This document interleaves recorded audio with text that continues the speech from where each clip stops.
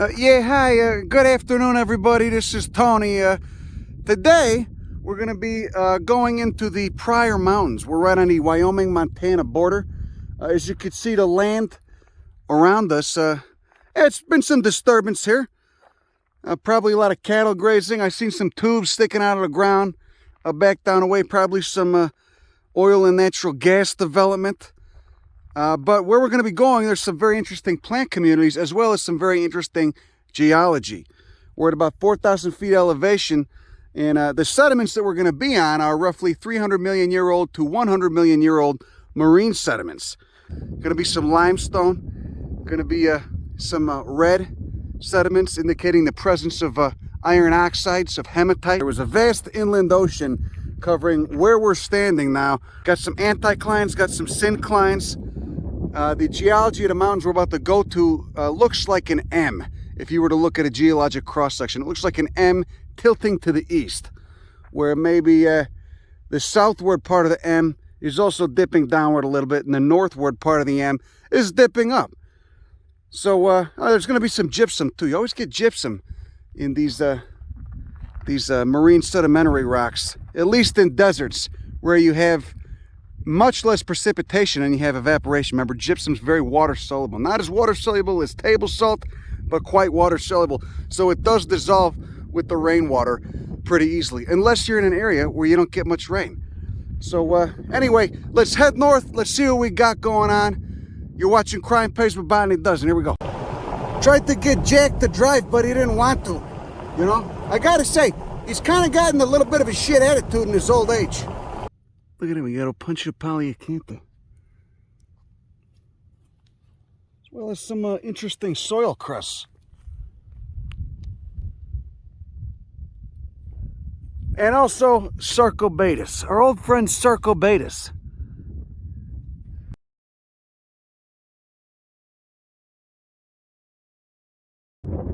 I'm liking what I'm seeing. Already, I'm liking what I'm seeing. Don't you see?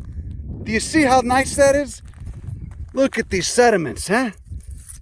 How do you feel about the Triassic marine sediments? Like little pages of a book. Oh, what's in there? Little bits of shit? Little bits of shit? Little shells and whatnot? So anyway, here we are. We're looking to the northeast.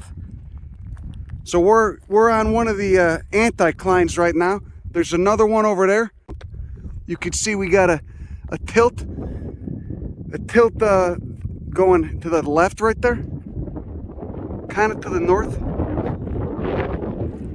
Little crispy out. Little dry. Probably not going to be much flowering. But look at that. Who needs plants? Who needs plants when you got racks? Here he comes, man. He's got freedom. Freedom on his mind.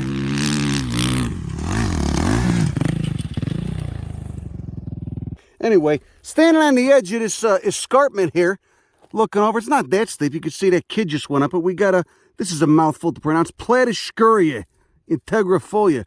Little basal rosetta leaves on its aster. Kind of a nude stem, just super waxy as fuck. You can see the prominent leaf veins right there. Let's take a look at the achenes. You can still see the cypsela / achenes, whatever you prefer. Though I guess to be correct, it's cypsela. You can see still see the cypsela pouring out of that little involucre right there. Nice woody stem. How does it do it? How does it do it? Coming up on these hot as ball sediments, but you could see it's got a lot of recruitment going on. So it's doing well for itself. Got a nice topography here. Jack, what do you think of that, huh? How you doing? You can tell there's fossiliferous sediments here. Some nice clays and what the shit. Got some Artemisia, got a dry Oreocarya. Don't think we're going to see much flowering though. Because it is hot as balls and it's drier than hell. He's perennial. He's still green. He's still green. He's covered in those hairs. I like my landscape scarred in a dirt bike tracks. You can see it's they've really done a fucking number on this. Wonder if they ever stop to look at the geology. Maybe 1 out of 10 does. You know, and those are the guys I can reach. You know? Instead of doing the lowest common denominator shit. I do like it when they do that in cities though, you know? I like it when you get motorized vehicular travel in cities and it's somewhat illegal, you know? Doing donuts in the middle of an intersection. Let's keep going. Look, we got our first little bit of selenite. Where'd it go? There we go. You got the gypsums already, huh? Look at that. But it would just dissolve in water. Just soak it in a pan. See what it looks like the next morning. Then you could see, I mean, fucking hey. Good thing there's not any rare plants here, because they would just be fucked. You could see where these kids just come up, just tearing it up. Actually, there are some rare plants here. There's a critically imperiled plant. This whole ridge, due to that selenite and that gypsum, this whole ridge is due to be well, it's under prospect of being developed by another mining company that wants to get at the gypsum beneath. But again, I don't know exactly where that. There was something about the rare plant here in March, in the papers in March that came out, but I don't know. I don't know what the status of that project is. Either way, very interesting geology, and once you get some rain, some very interesting plants. Let's keep moving. You shouldn't be flowering now, but you are. How do you do it? Huh? Tell me how you do it. Look at all the hairs. Look at all the stiff little hairs on the Oreocarya. Love the sound the shales make when you throw them down. They fall on each other. Look at that. All the basin daisies you could ask for. All the Platyschkeuria you could ask. How the fuck they come up with that name? It's called integrifolia, but the leaf margins are entire. But that venation is distinct. Kind of succulent too. Little colony there. I like this plant. Too bad I didn't catch it in flower. Looks like a little daisy. That's good enough for me though. Maybe I'll collect some seed. Look at it. This thing's been everywhere. This little triplex. Looks like a triplex gardener eye. Not much to look at, but you gotta give it some credit. It's growing in a really harsh spot and it's doing fine. Get some rabbit brush too. Set that thing a little bit lower too, that triplex. Lower elevations. Look, just little mats. Just forming the little mats. Yeah, they're fucking this area up good. Good job. Look at this little mat. Look at this little cushion. Looks like Caryophyllaceae. Just looks like a little mat of grass. You can see the old spent flowers right there. Just a series of bracts now. Very spiky, very hard, but kind of cute. Nice little rotund carpet, nice little rotund mat. Growing on the Mesozoic marine sediments, Mesozoic ocean sediments with all the Oreocarya, and a little bit of penstemon in there. Look at what the Oreocarya looks like when it's young. No one's gonna try and eat that.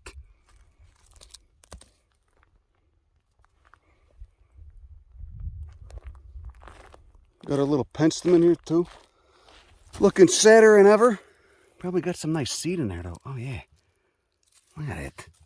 To collect some of this. Spread some around, collect some. God, you know, even in the washes, even in the little crevices, it's dry as hell. Look, it's xanthisma. Still nice to look at. Look at the margin on those leaves.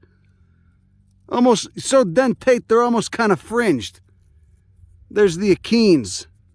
Maybe collect some of them. Look at that. So where we're at, this is the northernmost extent of the range for some desert species. Not these, I just wanted to show you these while I tell you about this. Oreocarya, look at it. Look at how bristly that shit is. That is a mean bastard of a plant. You know, you learn to just deal with the sound of the dirt bikes in the background. It just sounds like a tweaker mowing their lawn. You know? Like they jack the lawnmower up so it gets more RPMs.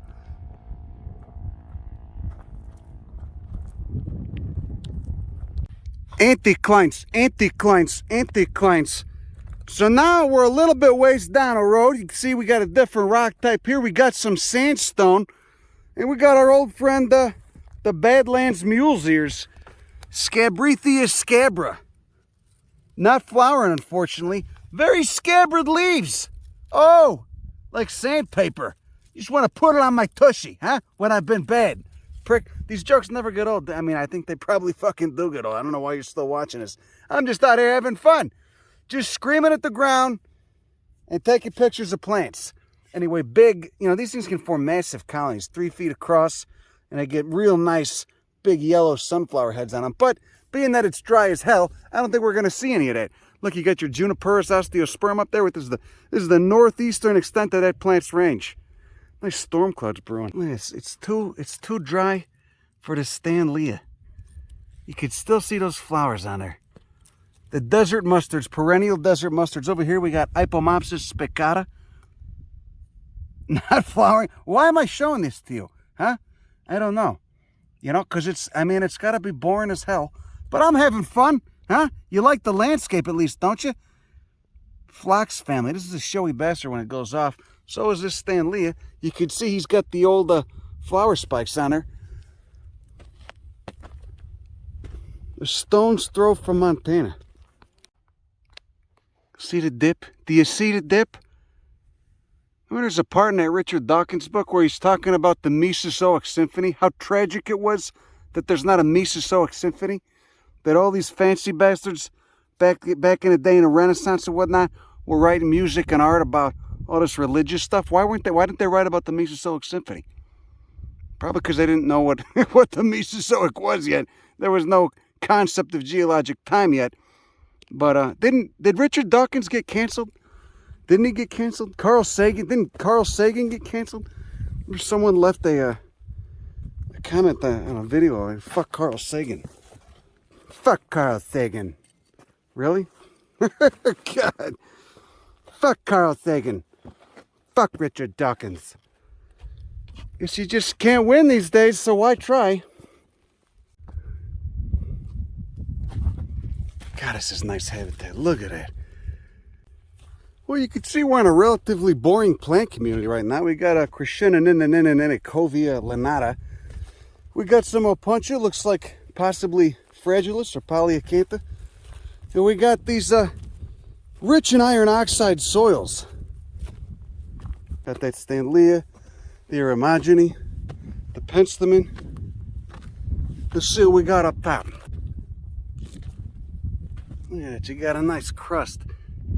Not even cattle have been around to fuck it up.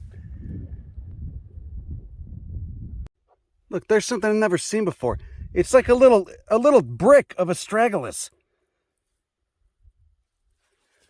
Got some gypsum right here. Oh yeah, texture of a salt lick. Looks like, almost looks like some Nuevo Leon gypsum. See entire hillsides of this in Mexico. Some gypsum endemic cacti down there too.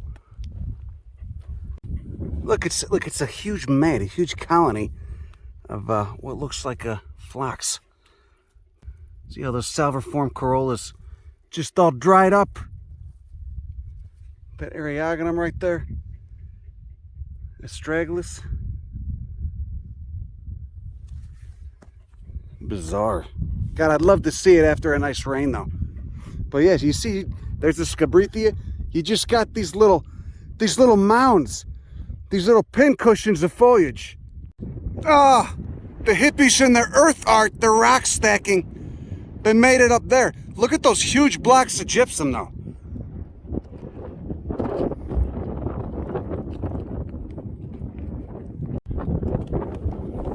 God, thank God for those clouds. Look, you got a little shelter, a little gypsum shelter. That's slowly collapsing. Just readily dissolves in rainwater. That Scabrithia is nice. Looks like it was flowering recently. Another Oreocarya. Again with these fucking mats. These little colonies they form. These little pincushion colonies. Look at this. So this little colony of phlox is providing habitat for the Eriogonum, holding the soil together, and probably slowly accumulating soil as it grows. It's probably been here for quite a few decades. Can't imagine things grow very fast here. Look, this Eriogonum is just coming into bloom too. Look, one involucre at the end of every branch right there. But you got multiple branches. Almost looks like a little umbel. You got a bunch of little yellow flowers spilling out of each one of those fuzzy involucres. Get the kind of concave leaves too. So woolly. Woolly with the woody stem. Now look at it. You got one of them Stanleas. It's actually in bloom. Gotta love those desert mustards.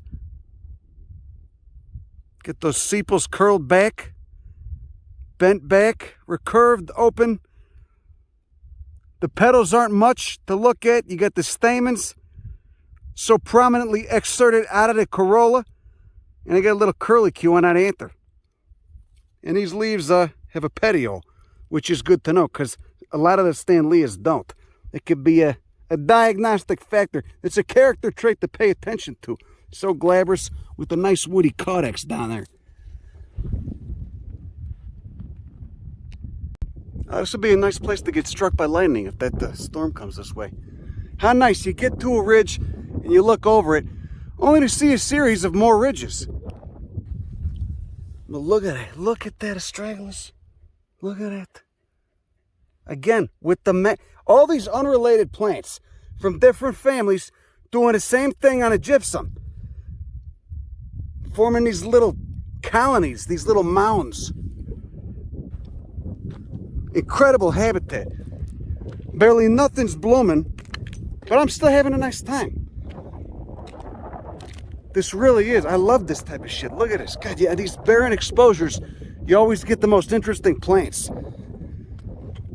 Again, geology is directly tied to plant life.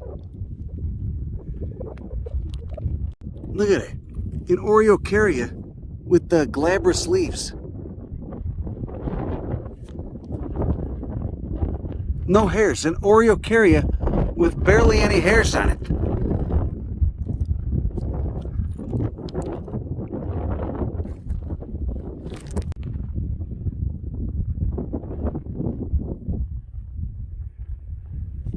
Look, another interesting desert mustard. Physaria. And this one actually is endemic to this little gypsum ridge. This is Physaria pachyphylla. Look, see, it's still forming a nice little rosette. You got the spent fruits up there. Yellow flowers when it does bloom.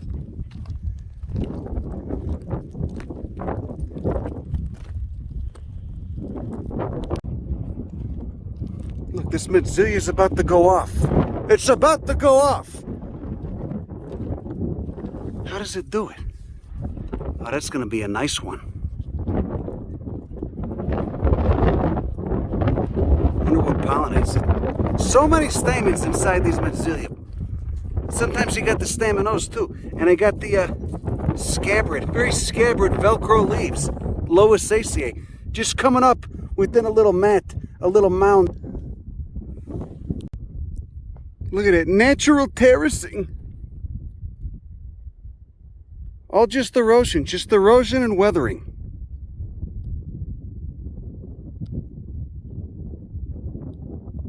And no dirt bike tracks here. Which is kind of amazing.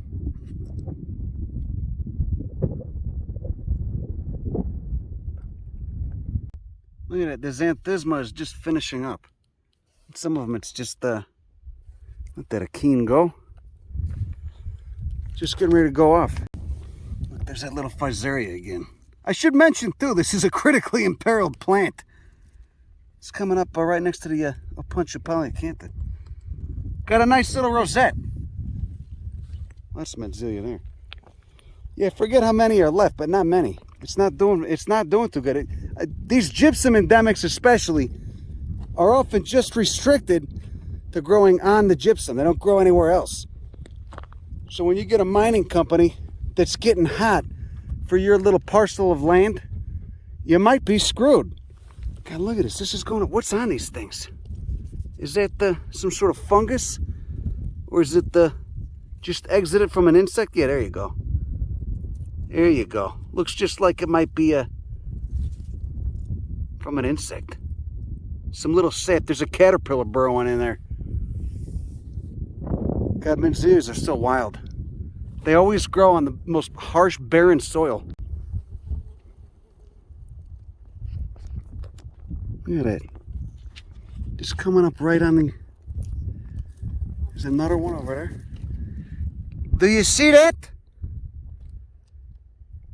It's amazing. You get the same habit among so many plants. Look at this. This guy's toast. It's supposed to be a perennial.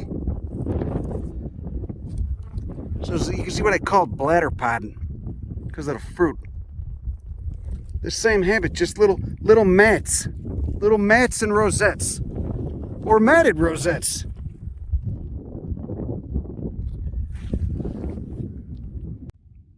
Nice little daisy. Nice little cap.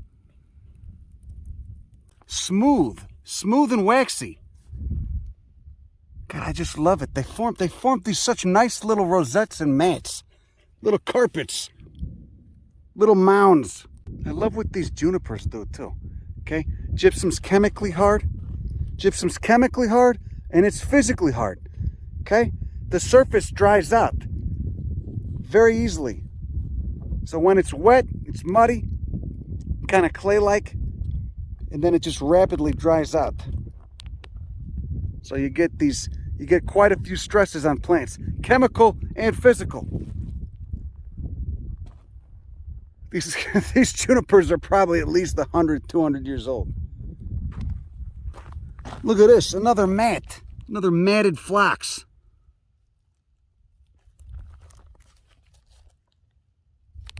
Hey, here comes that storm. Speaking of caryophyllaceous bastards, look at this. There's those tiny flowers, tiny yellow flowers. Paronychia sessiliflora. Caryophyllaceae. You see the flowers in there, right?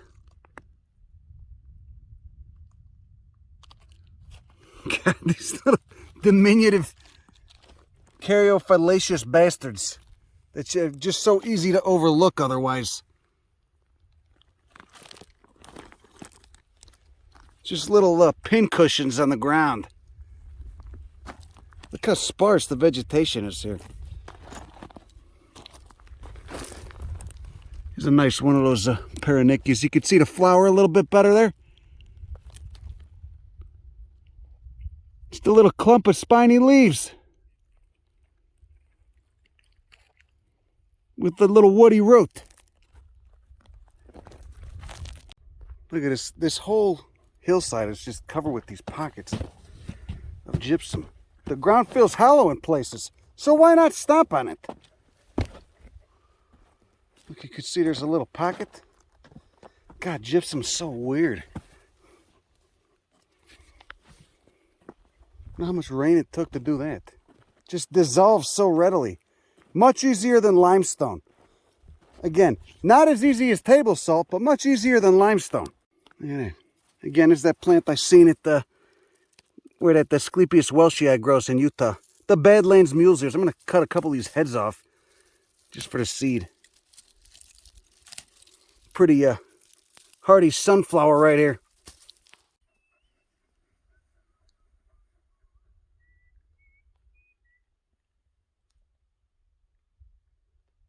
Look at it. Lifestyles of the erotic and gypsophilus. Matt says he just got attacked by a bat right here. The bats are living in the pockets of the gypsum. Looks just like Nuevo Leon. Just like the gypsum areas of the Sierra Madre. How many bats are in there? These little mats, these little mounds. Thing's doing very well for itself here.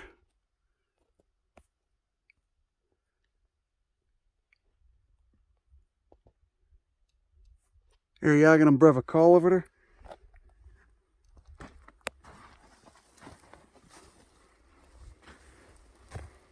And Stanley.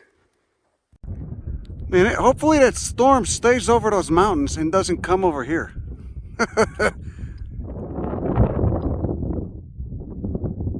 Got a little bit of a hike back. Well, not much was flowering. I think almost nothing was flowering. But you always got the rocks. You always got nice stuff to look at, right?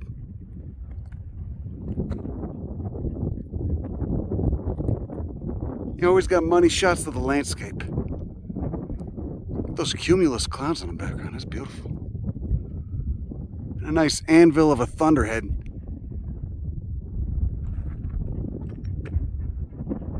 Well, that's all I got for you today. Enjoy that, will you? Right on the Montana-Wyoming border. That's all I got. Go fuck yourself. Bye.